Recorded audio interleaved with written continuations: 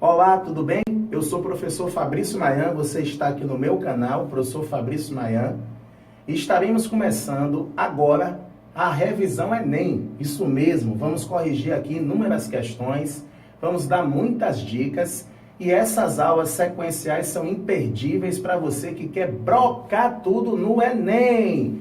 Como sempre eu peço, olhe muito like, curta, recomende esse canal, que vai ser maravilhoso para você. Se inscreva, não esqueça de mandar todos os seus amigos se inscrever aqui, beleza? Vá lá e volte para a gente brocar.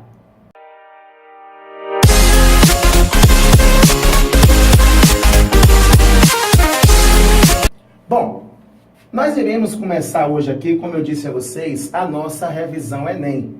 Iremos trabalhar a nossa revisão em bloco de 5 questões, comentando essas questões Enem, mostrando a vocês exatamente quais são os artifícios que você vai ter que usar para brocar tudo na prova, entendeu? Então vamos lá? Não perca tempo, indique o canal Professor Fabrício Mayan para todos e todas que estão aí ao seu redor.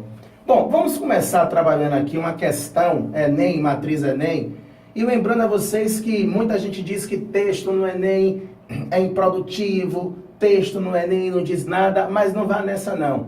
A prova do Enem, ela é estabelecida, estruturada em habilidades e competências, e esses textos não são colocados aí à toa. Leia com atenção, procure observar as dicas que essas abordagens que você fará no texto te darão, porque isso tudo vai ser de grande serventia para você brocar tudo. Olha para aqui, ó. Algumas regiões do Brasil passam por uma crise de água por causa da seca, mas uma região de Minas Gerais está enfrentando a falta de água no campo, tanto em tempo de chuva como na seca. As veredas estão secando no norte e no nordeste mineiro. Ano após ano, elas vêm perdendo a capacidade de ser a caixa d'água do Grande Sertão de Minas Gerais. Inclusive, você tem uma obra, né? Grande Sertão Veredas, que lhe dá a noção, lhe norteia sobre a importância das veredas nesse conjunto de fornecimento de água para os biomas. Só para você ter noção, agora a imagem que vai aparecer aqui para você é a imagem de uma vereda. Vamos sumir aqui e a vereda vai aparecer, tá vendo?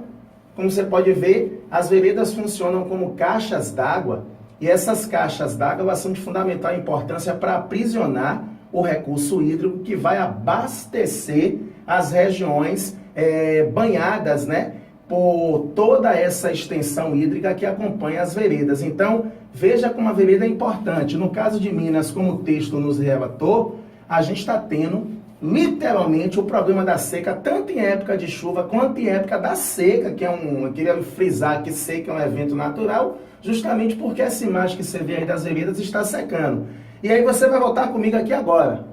Então você viu a imagem de uma vereda, você já sabe o que é uma vereda, que é uma... E o texto lhe dá, ó, é uma caixa de grande reservatório hídrico. Aí o cara vem e pergunta, as veredas têm um papel fundamental no equilíbrio hidrológico dos cursos de água no ambiente do cerrado, pois colaboram para a formação da vegetação xerófita. Primeiro que vegetação xerófita é a vegetação que se adapta a pouca água.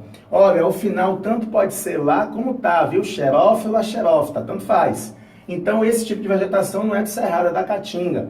E o cara faz relação à vereda como algo imprescindível ao cerrado. Formam os leques aluviais nas planícies das bacias. Ó, você sabe que a função da vereda é aprisionar água. Esses leques aluviais, a situação de aluvial é a situação do transporte, solo de aluvião. Quando eu falo de aluvial, eu falo de um sedimento que foi transportado pelo rio, que não consiste com a compreensão do que é uma vereda. Fornecem sumidouros para as águas de recarga da bacia. Na verdade, a vereda é uma caixa de represamento, não é um sumidouro de água. Então, está fora de qualquer contexto. D. Contribui para o aprofundamento dos talvegues ajusante. Aí você fala, rapaz, Fabrício, o que é um talvegue? Talvegue ajusante. Talvegue é a parte mais profunda do rio. Jusante é um ponto do rio em direção a Foz. Montante é um ponto do rio partindo-se em direção à nascente.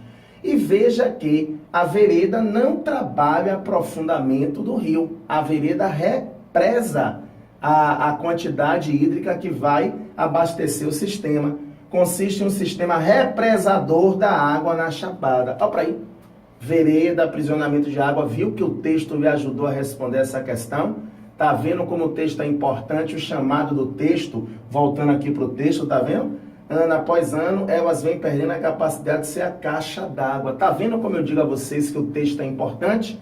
Nesse caso, o texto nos ajudou a entender a vereda como represador. Mas você viu a imagem comigo, então não tem como errar, não é isso? Tá vendo como é brocação no Enem? Comigo é assim. Olha aqui, mapa. Analise o mapa com toda a atenção do mundo.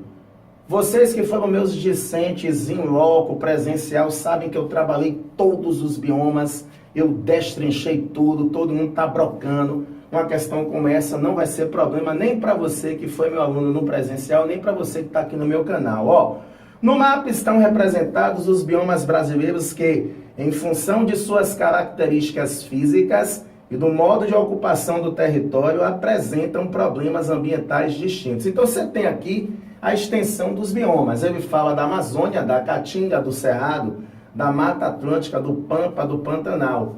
E ele demonstra os problemas ambientais que são inseridos nessa realidade. E aí, logo depois, nesse sentido, o problema ambiental destacado no mapa indica. Olha para cá, vamos voltar? Quando você pensar no problema ambiental, veja que você vem para o Nordeste.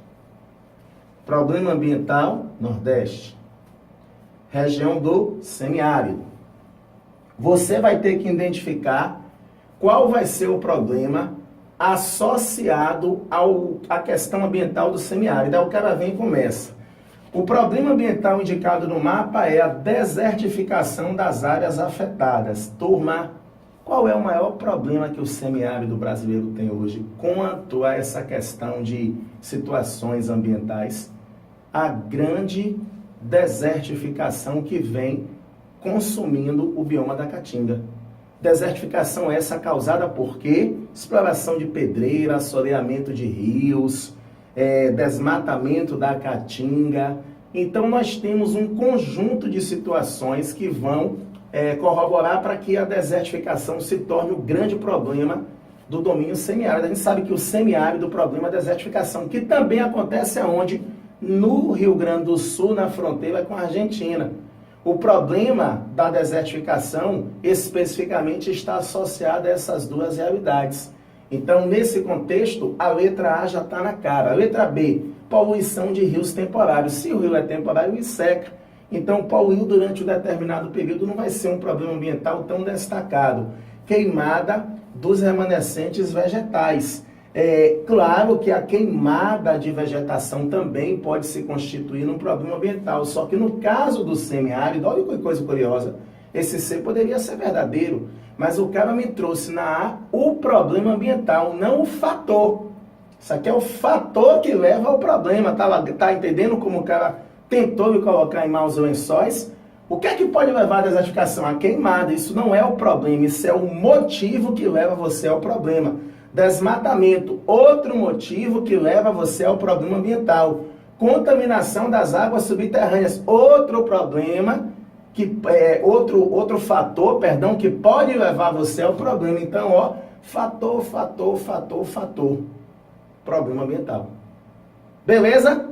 Tranquilo, né? O cara pede para você falar do problema e não do fator que conduz você ao problema. Beleza? Então fique ligado no que é que a questão está pedindo a você. Letra A, você broca aí.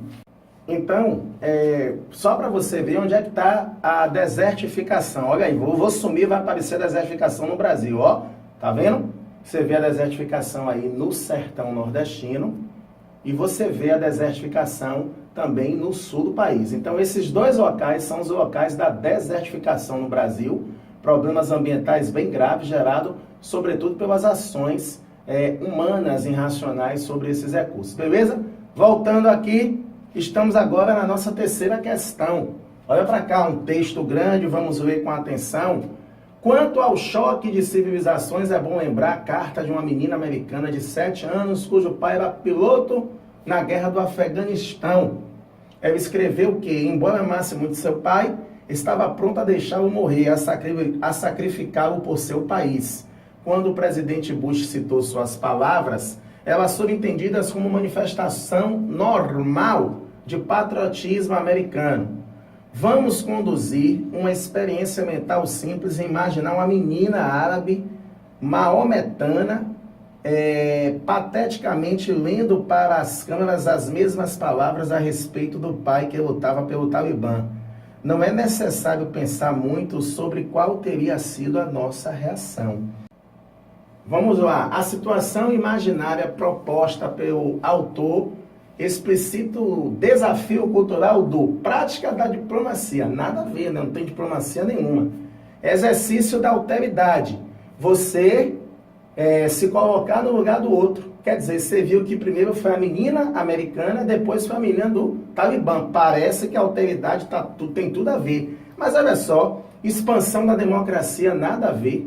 Não existe comparação. Universalização do progresso, não tem nada a ver com o texto. Conquista da autodeterminação, até pelas outras alternativas, mesmo que você não soubesse que a alteridade é justamente essa posição de você enxergar, né, um todo, você percebe que as outras 4 alternativas fogem completamente da alçada do texto. Não existe diplomacia, democracia, progresso e autodeterminação nas falas. Então, o que nos conduz à resposta, letra B. Então, o texto também é elucidativo demais. Vamos para a próxima questão. Olha para cá. O projeto Nova Cartografia Social ensina indígenas, quilombolas e outros grupos tradicionais a empregar o GPS e técnicas modernas de georreferenciamento para produzir mapas artesanais, mas bastante precisos, de suas próprias terras. A ideia da tecnologia de localização ser fundamental no mundo moderno, né? Essa ideia do geoprocessamento que lhe dá as imagens reais, enfim.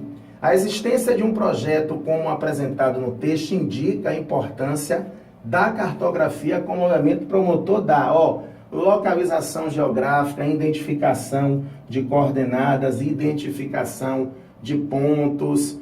Então, veja que você vai trazer para o cara a possibilidade dele se identificar na sua terra, dele conseguir visualizar aquilo que é seu, dele se enquadrar no espaço. Vamos lá?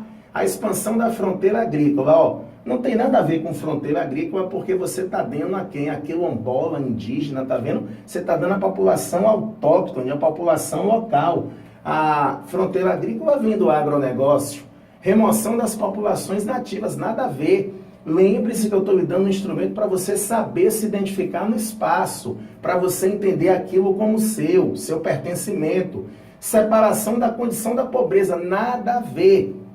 É uma ideia que lhe dá a realidade de você entender o que é seu. Letra D, valorização de identidades coletivas. Vou te dizer um negócio. Se você identifica o espaço como seu, você passa a criar identidade com o espaço. O monitoramento lhe permite isso. Parece que a letra D, show de bola. E a letra E, implantação de modernos projetos agroindustriais. População quilombola indígena, projetos agroindustriais não condizem com eles, só com o agronegócio. Então, assim, a letra D, ela traz a ideia de que quando você começa a entender como é que seu espaço funciona, você ganha o seu pertencimento ao espaço, você passa a ter a sua identidade associada a esse espaço. Muito bacana a questão, porque é uma questão que traz a situação da localização do GPS e, ao mesmo tempo, faz correlação com a valorização que você passa a ter quando você é conhecedor pleno do seu espaço. Beleza? Vamos para a derradeira de hoje, essa última questão, que é a quinta questão que a gente já está fazendo. No final do século XX, em razão da ciência, produziu-se um sistema presidido pelas técnicas de informação, que passaram a exercer um papel de elo entre as demais, unindo-as e assegurando ao novo sistema uma presença planetária. Um mercado que utiliza esse sistema de técnicas avançadas resulta nessa globalização perversa, a ideia da integração cada vez maior gerada pela tecnologia. Uma consequência para o setor produtivo, uma consequência e outra para o mundo do trabalho, advindas das transformações citadas no texto, ou seja, são duas consequências. Uma para a produção e uma para o trabalho. Consequência, produção, trabalho. Aí você guarda. Consequência para o setor produtivo, consequência para o setor do trabalho, gerado pela tecnologia. Então, eu quero duas consequências. Consequência para o setor produtivo, limitação dos fluxos logísticos, não, ampliação. Se eu tenho a tecnologia, eu não vou limitar o setor produtivo, eu vou o quê? Ampliar. Então, isso não é consequência. Falso. B. Me desculpe, letra A. Eu comecei pela B. A B a gente já sabe que é falso. Letra A. Eliminação das vantagens locacionais e a ampliação da legislação laboral. Primeiro que você não eliminou as vantagens locacionais de jeito nenhum. Os locais vão ter que se especializar para barganhar as atividades. Então, isso não é uma consequência da tecnologia. A eliminação, a palavra eliminação, se você colocasse até diminuição, concordaríamos, mas eliminação não. Aqui limitação também não. Letra C, diminuição dos investimentos industriais e desvalorização dos postos qualificados. A tecnologia não desvaloriza posto qualificado, pelo contrário, amplia a ação de postos qualificados e não diminui os investimentos industriais de jeito nenhum, dilui-se, né? Vários lugares no mundo vão montar peças que vão produzir um Boeing. Então você não vai diminuir os investimentos, você vai diluir, nada a ver. Concentração das áreas manufatureiras. A indústria hoje é moderna, a indústria hoje goza de uma tecnologia cada vez maior. Como é que a gente vai concentrar áreas manufatureiras? Não tem sentido nenhum negócio desse, né, gente? E a redução da jornada de trabalho semanal também não é uma proposta, ainda mais que a produção está associada ao trabalho, não tem nada a ver. Então a letra E, para aqui, automatização dos processos fabris, a tecnologia com essa revolução tecnológica e o aumento dos níveis de desemprego. Por quê? Porque a máquina substitui o trabalhador. Isso é o desemprego estrutural, que é aquele em que o homem é substituído pela máquina. Beleza? Para aqui, matamos 5 questões envolvendo temas diversos. Espero que você tenha gostado. Inscreva-se no meu canal, dê like. Estaremos gravando um próximo bloco de questões dentro em breve. E o negócio agora vai ser fluido. Até o Enem, vamos resolver questão como que, brocação.